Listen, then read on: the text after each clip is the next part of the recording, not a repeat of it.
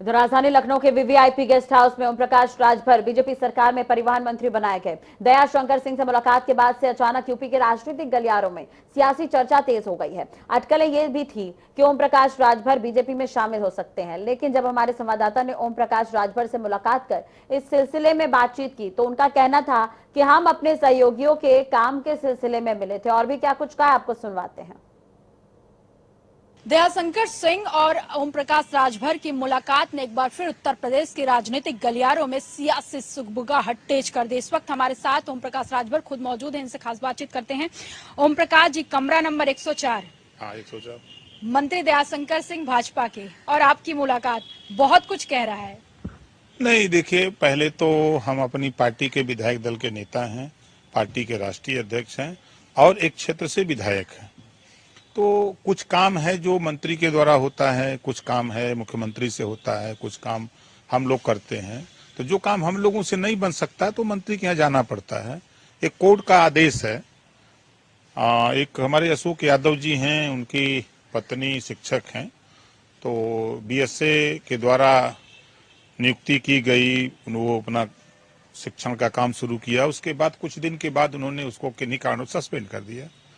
तो उसी को लेकर कोर्ट गए तो कोर्ट का आदेश हुआ तो वो नहीं मान रहे थे। तो एक तो ये मुद्दा था। दूसरा मुद्दा था कि कोर्ट ने ही, जैसे कि हमारे मुख्यमंत्री जी भी कहते हैं कि कोर्ट के आदेश का पालन हम करते हैं, तो हमारी एक भर और राजभर कमेटी के लिए एसटी में शामिल करने के लिए हाई कोर्ट ने आदेश दिया कि 2 महीने में सरकार शामिल करके हमको सूचित करे।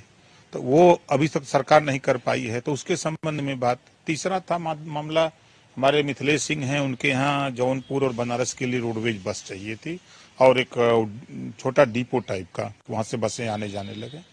चौथा काम हमारा था वो जो हम लोग बलिया में रहते हैं, जहाँ वो कट जाता नहीं है कासिमाबाद से, वहाँ कट नहीं बना है। तो हमने कहा भैया आप भी मंत्री हो बलिया से, हम भी बलिया रहते हैं, तो वो कट बन जाए ताकि लोग उतर के और अपना आसान से बलिया के लोग। ये भी कहा जा रहा है कि आपको जब इतना काम था तो आपके दोनों बेटे भी साथ में गए थे, और वीवीआईपी गेस्ट हाउस की इस काम के लिए क्यों चुना गया? नहीं, देखिए, वीवीआईपी में अभी तक असल में जो माननीय दयाशंकर सिंह जी को अभी जो आवास अलॉट है, अभी वो मरम्मत में है, तो वो गेस्ट हाउस में ही रहते हैं। तब हम तो मालिक हैं नहीं राज संपत्ति विभाग के, तो अब उनको नहीं मिला, वो जहाँ रहेंगे ना वहीं नहीं मिलेंगे। एक ये भी कहा जा रहा है कि इससे पहले भी अमित शाह की मुलाकात को लेकर एक चर्चा चलाई जा रही थी। दूसरा ये है कि कहीं ना कहीं ओम प्रकाश राजभर जो है भाजपा में जाने का एक रोड मैप तैयार कर रहे हैं मंत्रियों से मिलकर। नहीं, ऐसा कुछ नहीं है। ये देखिए, चुनाव के पहले भी यही रोड मैप तैयार आप लोग करा रहे थे और लोग कर रहे थे, और अंततोगत्वा समाजवादी पार्टी गठबंधन से चुनाव लड़ा। हार जीत तो अपनी जगह है, जनता का जनादेश जो मिला। शंका इसलिए पैदा हो रहा है क्योंकि जब दयाशंकर सिंह से इस मुलाकात के बाद पूछा गया तो दयाशंकर सिंह ने साफ तौर पे कहा कि देखिए राजनीतिक में संभावनाएं कभी खत्म नहीं होती हैं और जो होगा आपके सामने होगा।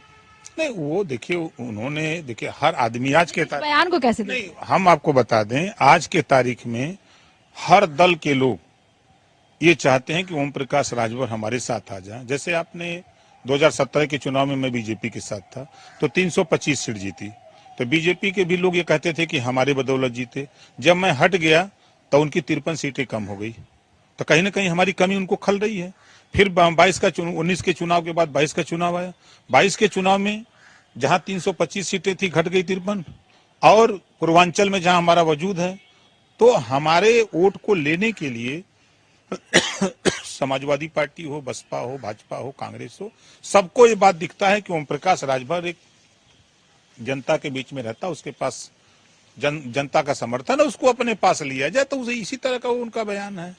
धन्यवाद आपका ओम प्रकाश राजभर जी। ये थे सुभाषपा के राष्ट्रीय अध्यक्ष और जहूराबाद से विधायक हैं ओम प्रकाश राजभर का साफ तौर पे कहना था कि देखिए ये मुलाकात को लेकर भले ही सियासी अटकलें उत्तर प्रदेश के राजनीतिक गलियारों में लगाई जाए, लेकिन वो हमारे मित्र भी हैं और साथ ही साथ इस मुलाकात का अगर नेतार देखती हैं तो हमारे सहयोगियों का कुछ काम था, उनके व्यक्तिगत कामों को लेकर हम उनसे मुलाकात किए थे, क्योंकि भाजपा सरकार में वो मंत्री हैं, तो मंत्री हैं तो कहीं ना कहीं हम विधायक भी हैं उस क्षेत्र में, जो कि उनके लोकसभा क्षेत्र में आता है बलिया के। तो ऐसे में हमारे व्यक्तिगत काम पड़ते हैं और हमारा मिलने का कोई उद्देश्य राजनीतिक नहीं था, बल्कि काम के सिलसिले में उनसे मुलाकात किए थे।